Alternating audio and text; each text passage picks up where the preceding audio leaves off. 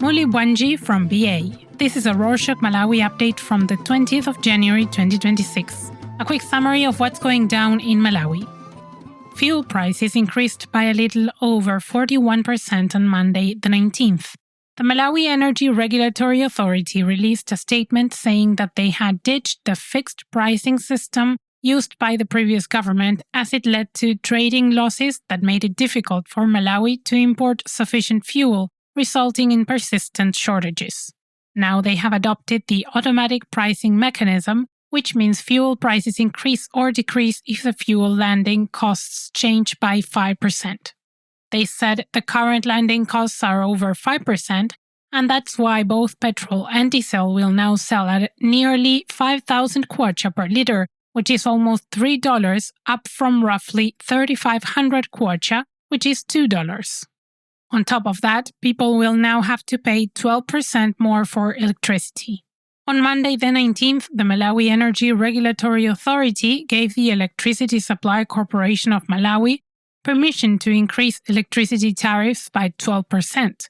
In 2023, the corporation asked to increase its electricity tariffs by 50% and said it would implement the price hikes in phases from 2023 to 2027. This increase marks the third rise, following a 16% hike last February.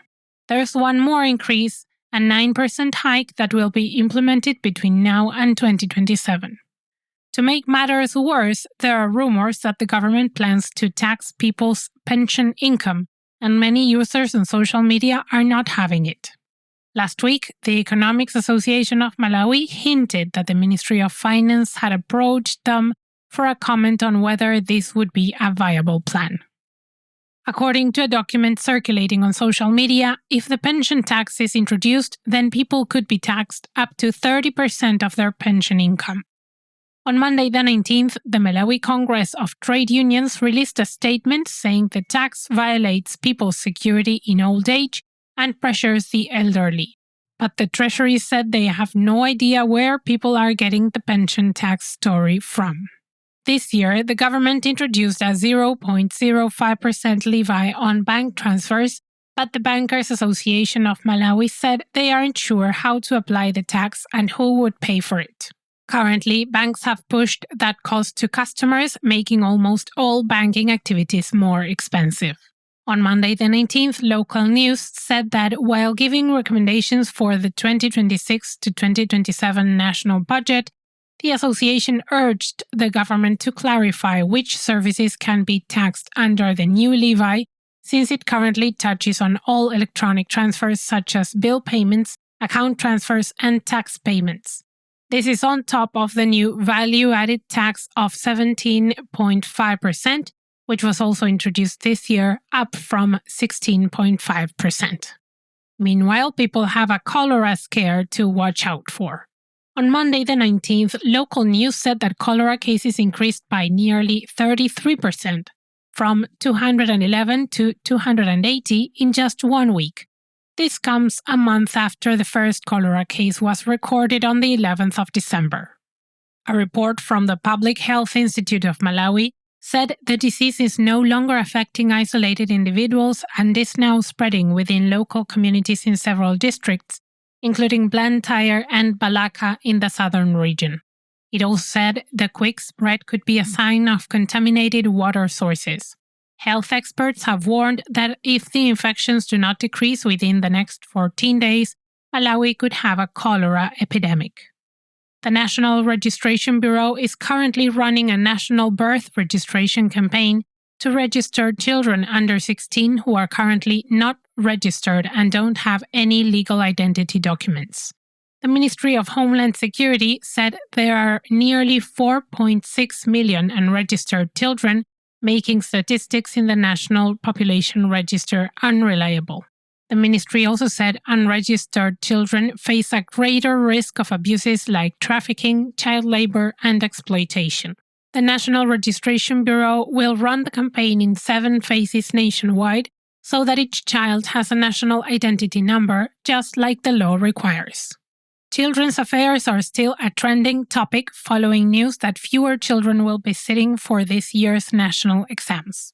The Malawi National Examinations Board closed registrations for the 2026 national exams, and they told local news that the number of candidates expected to take the primary school leaving certificate of education and the Malawi School Certificate of Education fell by 0.8% compared to last year. This does not seem to make sense since the government introduced free education for public schools this year. Some education experts said this is a sign that students are dropping out of school due to factors like poverty, pregnancy, and early marriage. They are worried that Malawi's future is at stake. Unfortunately, most kids who finish school can't get a job. A joint report by the African Development Bank, the World Bank, and the UN said that 270,000 young people enter Malawi's job market every year, but only 30,000 are employed formally. The report said it would take Malawi roughly 9 years to employ 1 year's worth of job seekers. The report says most Malawians are educated on paper, but not in reality, since they remain unemployable because of low-quality education, which means students, especially women, leave school without basic reading and numerical skills. It also said there's a mismatch between the education system and the labor market, meaning people have degrees but not the practical skills required for jobs. The report recommended short programs to teach youth skills to help them survive the job market. Still on reports, a 2025 National Statistics Office survey on justice and accountability said the Malawi Police Service is the biggest violator of human rights, with almost 11% of respondents name-dropping them. It also said that women's rights are being violated by government institutions like the courts and by public officers more than by men. While commenting on the report, the Center for Human Rights Education, Advice and Assistance said that the survey reveals deep issues in the system, including the government's inability to protect human rights. This relates to a recent story by the Nyasa Times, which said that although the law prohibits prisons from keeping people in custody for too long without charging them, 3,700 people are being held in remand across Malawi's prisons. This means that once arrested, you may not make it out, especially if you can't afford a lawyer to fight for your freedom or bail. The story highlighted people who have been on remand since 2011, with some losing relatives, marriages, and job and school opportunities while in prison. It said prisons aren't at fault since they rely on the courts to sentence people, but the courts are overwhelmed with cases and there's a shortage of legal practitioners, so people stay in prison for years, even when the law says they are innocent until proven guilty. You can read more about this story with the link in the show notes.